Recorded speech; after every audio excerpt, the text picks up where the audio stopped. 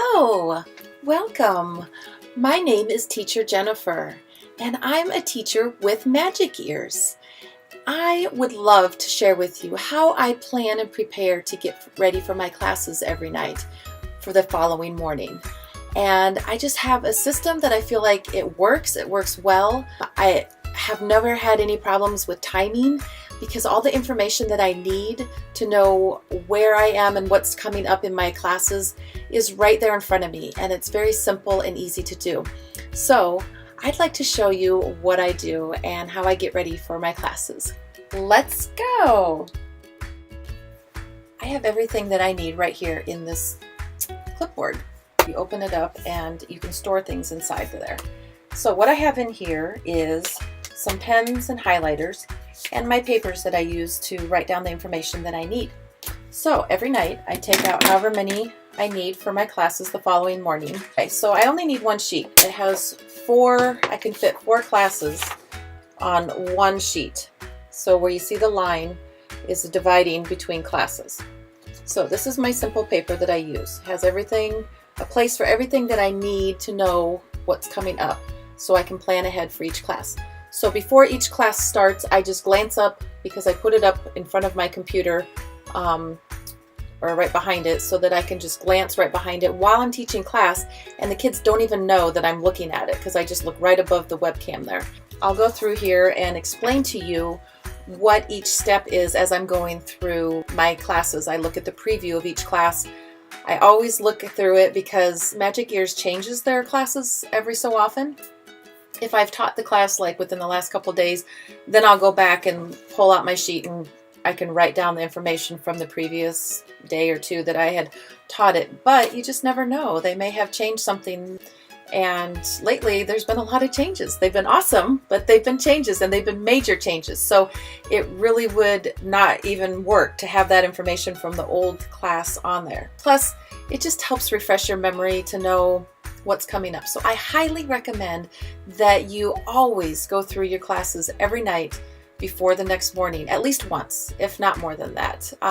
Some of the classes, you know, the different levels, if you're used to teaching like level 1s, especially the alphabets, they're pretty exactly the same, only just the different letter and whatever that letter stands for. So, you know, you kind of get used to those, but I still recommend going through it at least once, refresher in your mind of what you're doing and what you're going to be doing. Because then the next day you're like, oh yeah, you know, I know the slide's coming up, so it just makes it so much easier. You don't have to worry about it. So I will show you how I go through this.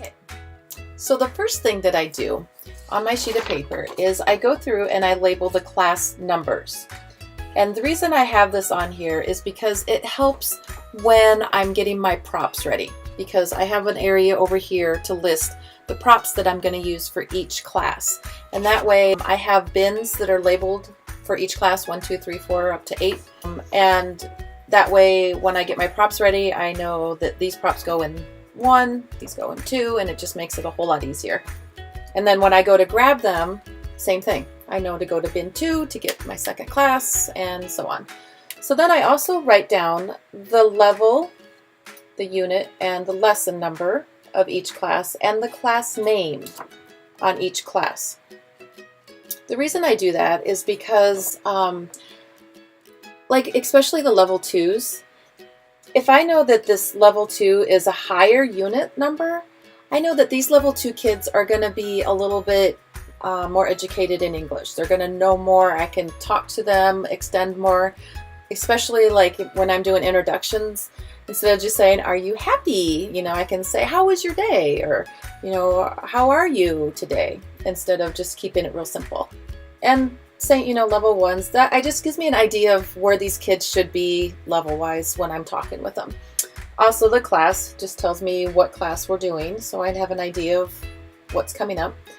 The next thing that I do is I start to go through each class one by one. So we'll go ahead and do that. All right, so I just went through all 4 of my classes and I made marks on here as to what I needed to know. So I will kind of explain to you what I did here. This section right here is the Let's Play slide. I know that the Let's Play slide is on slide 12 of 22 slides. This is very important so that you know how to gauge your timings. You need to be at the Let's Play slide somewhere between 18 and 20 minutes. Now, depending on what comes after the Let's Play slide is where I gauge between the 18 and 20 minutes of where I try to aim for. This first class is a level 4, an upper level 4 class, so it's a little different. On this side here, these are the Let's Read pages.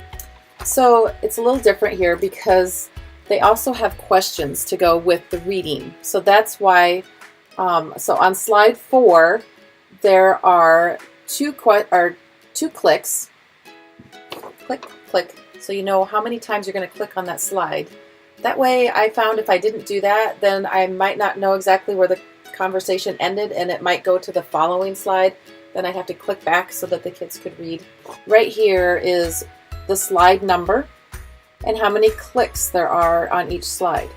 Now, this is a little different because level 4s have all those questions that go with the reading. So that's why it has a +1 question, a +1 question, +2 questions, and so on. The Let's Play here is actually called Let's Talk, and it's the retell the story where you have the little thumbnail pictures and you click on it and it gives kind of just a real brief explanation of what it was. So the kids retell the story. I always make a mark of how many there are. If there's only 2, it's going to go a lot quicker. If there's 4, then it's going to take a little more time. Also, that way I know if I have 4 kids, they each can do 1. If there's only 2, then I have, 2 kids kind of share it. Also, this one has a Let's Discuss, and it has 2 questions to go with it. So this could take some time. So I probably will aim for the 18-minute mark on getting to the Let's Play slide.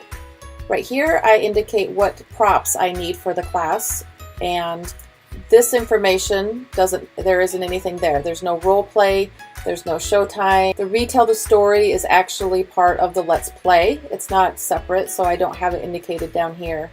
And talk about it is also up here. There is no song and there is no crown, so I have those X'd. I'll give you another example here. This is a level 2, a higher level 2. Again, we have the Let's Play slide comes at slide 24, and there are 32 total slides. Here are the Let's Read. So on slide 15, there's going to be 2 clicks. So when I'm reading it, I always read it first to the kids, and then I click it, read the second one, and then I bring them up. Again, that way I know not to go to the following slide and have to back up. Right, so we're getting to the Let's Play at 24. Here's what we're doing on the Let's Play. RP stands for role play. I got that from up here. And role play, there's only 1. That's where you have the areas to move the kids up, and then there's the bubbles for them to take turns reading. There's the check, where they have to check the right answer. There's 2 of those. And on this one, it's a little different because they're always blank, and if you click on the blank, it'll fill it in.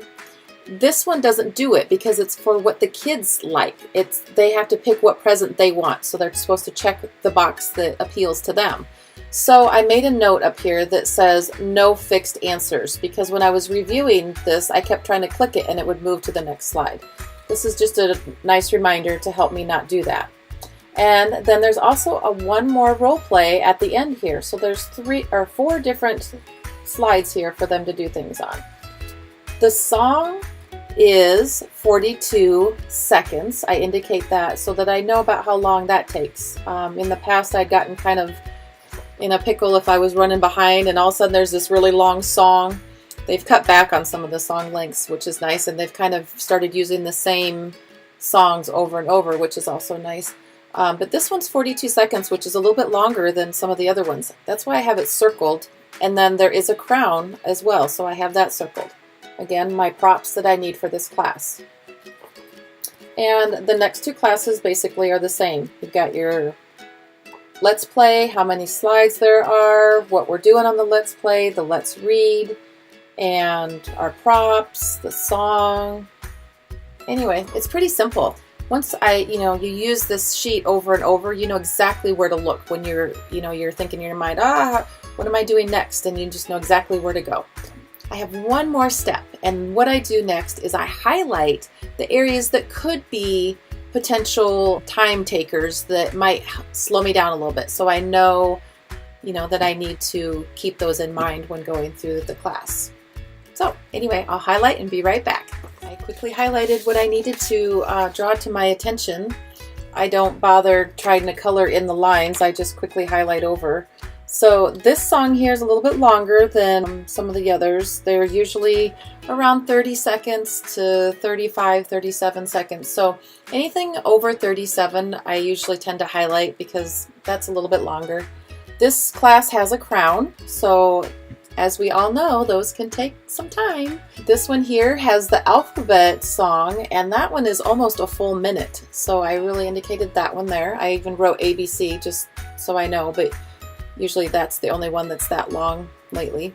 Crown as well, and 40 seconds and another crown.